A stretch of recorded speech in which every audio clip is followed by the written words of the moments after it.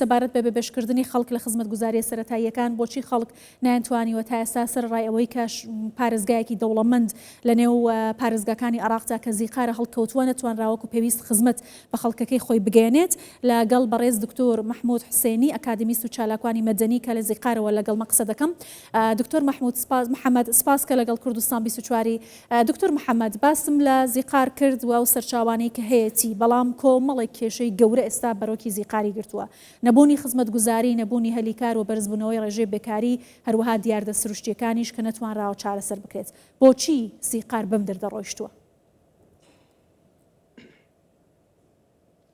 مرحبا تحياتي للجميع. صلاو لأيوة صلاو الموقرة والأفاضل في إدارة البرنامج. بداية تعرفون حضراتكم زيقار المحافظات اللي يعني صنفت برلمانيا منها إنها من المحافظات المنكوبة وعلى ذلك أسس لها صندوق أعمار زيقار. دوای خۆپیشاندانەکانی تشرین صندوقێک بۆ ئاوادانکردنەوەی و پارێزگایە دەستنیشان کرا. دواتر ئاوادانکردنەوە بە شێوەیەکی باشتر بەراورد بەڕابرد و دەستی پێکرد، بەڵام بەداخەوە دابڕانێکێ لە نێوان حکوومەتی خۆجێوی و حکوومەتی فیدرالی سەبارەت بە سندوقی ئاوادانکردنەوەی زیقار و هەماهەنگی نییە لەگەڵ حکوومەتی خۆجێیی. ئەمەش بە شێوەیە کاریگەری لەسەر دابینکردنی خزمەتگوزاریەکان کردووە بۆ ناوچە هەڕەمەکیەکان ئەو ناوچانێ دەرەوەی شارن ئەو شوێنانەی کە ئاوادان نەکراونەتەوە بەرەو پێش نەچوونە. بۆیە داوا دەکەن و هیواخوازین حکوومەتی خۆجێیی بە شێوەیەکی بەردەوام و ڕشت لەگەڵ حکوومەتی فیدرال کار بکات لەسەر و بابەتە. بەڵێ دکتۆر محەممەد، بۆچی سیمای شارەکان بەم شێوازەیە بە تایبەتی لە زیقار و میسان و شارەکانی دیکە زبڵ و پاشماوەکان لە نێو شەقامەکاندا دەبینرێن؟ ئەمە خزمەتگوزارێکی سەرەتایی تەندروستی و هەروەها ژینگەیە. ئەمانە ئایا گەندەڵی ڕێگرن؟ بەرپرسان کەم تەرخەمن وەکو چالاکوانان و ئەکادمیستان هیچتان لەسەر بابەتانە نەکردووە؟ بە دڵنیاییەوە تەرخانکردن کە ئێستا بۆ نمونە پشکێنە بۆ نمونە پارێزگاکانی ناوەڕاست و باشوور گرتوێتەوە بۆتە ڕۆتین لە ڕاستیدا ئەوە بەرهێنانێکی هەیە وەکو ڕۆتینێک وایە و دەست پێکردنی پرۆژەکان و بەرەوبردنی ئەو پرۆژانە یاخود تەرخانکردنی بودجە بۆ بەشێک لەو پرۆژانە بە شێوەیەک لە شێوەکان وای کردووە ئاوادانکردنەوە پەک بخرێت و پرۆژە بەباشی بەرەو پێش نەچێت، بە تایبەتی لە ناوچەی پارێزگای زیقار، بە تایبەتی زیقار کە زۆرینەی دانیشتوانی زیقار گەنجە، ڕێژەیان زیاتر لە 60%، پێویستیان بە دەرفەتی کارە، پێویستیان بە دەرفەتی کاری ڕاستەقینەیە و لە بێکاری دوورکەونەوە. ئەمانە هەمووی پەیوەستە بە پلانەکانی حکوومەتی فیدرال و پێویستە حکوومەتەکانی خۆجێیی پێشنیازیان هەبێت. بە دڵنیاییەوە گەندەڵی بە شێوەیەکی گشتی تەواوی وڵاتی گرتووەتەوە، داهاتی وڵات بە هەدەر دەدرێت. هۆکاری سەرەکیە، هۆکارێکی سەرەکیە کە وای کردووە ئاوادانکردنەوە لە پارێزگای زیقار پەک بخرێت.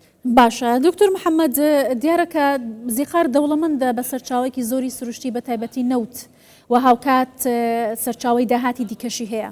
ئەم سەرچاوانە چی لێ دێت؟ داهاتی ناوخۆیی ئایا بۆ پارێزگایە خەرج ناکرێت یا بۆچی حکوومەت نەیتوانیوە لەو سەرچاوانە کەڵکوەر بگرێت بۆ خۆشگوزەرانی خەڵکەکەی؟ ڕێژەی بێکاری ڕۆژ بە ڕۆژ لە زیقار بە تایبەتی بەرز دەبێتەوە، گەنجەکان کاریان نییە، داهاتیان نییە. بەڕێزم، پارێزگای زیقار یەکە لەو پارێزگایانی کە ئێستا پارێزگایەکی نەوتیە. بە پارێزگایەکی نەوتی هەژمار دەکرێت چەندین کێڵگەی نەوتی حکومی هەیە و کۆمپانیای تایبەت لەوێ کار دەکەن. کێڵگە هەیە ئێستاش لە دۆزینەوەدایە. پارێزگایەکە شوێنەواری زۆرە و چەندین شوێنەواری هەیە دۆزراوەتەوە، هەروەک دەزانن. جگە لەمەش پارێزگایەکە سەرچاوی سروشتی هەیە، زۆنگاوی هەیە. ئەمانە هەمووی کارتێکەرن، یارمەتی دەردەبێت بۆی ئەم پارێزگایە ببوژێتەوە، وا بکات دەرفەتی کار لەو پارێزگایە بۆ گەنجان زیاتریش بێت.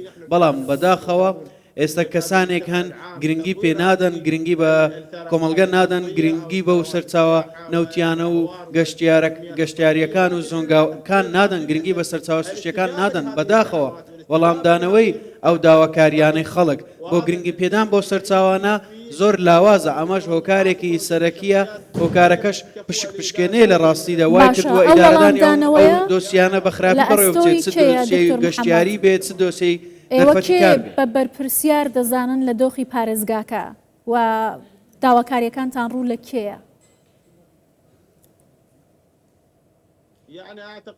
لۆ بڕوایەدام هاوبەشە هەردوو لایەنە لە نێوان حکوومەتی خۆجێی و حکوومەتی فیدرالی هەروەک دەزانن بودجە تا ئێستا بە تەواوی دابین ناکرێت زۆرێک لە ڕکابەری ناڕێک هەیە وای کردو دۆخەکە خراپتر بێت حکوومەتی خۆجێی چاوی بەگەنجان ناکەوێت گوێبیستی داواکاریەکان نابێت گوێبیستی داواکاری پسپۆڕان نابێت ئەمە ژوای کردووە کاروانی ئاوادانی پەک بخرێت لەو پارێزگایە بەڵام بە شێوەیەک لە شێوەکان بۆ ئەوەی ئێمە بداتپەروەرانە قسە بکەین لە ڕاستیدا تا ڕادەیەک کارکردن هەیە بەرەو پێشچوونێک هەیە لە دەستکەوتەکان لەو پارێزگایە تا ئێستا بە گوێرەی ئاستی پێویست نییە هەموو ناوچەکانی پارێزگای زیقاری نەگرتووە بە تایبەتی ئەوانەی لە دەرەوەی شارەکان.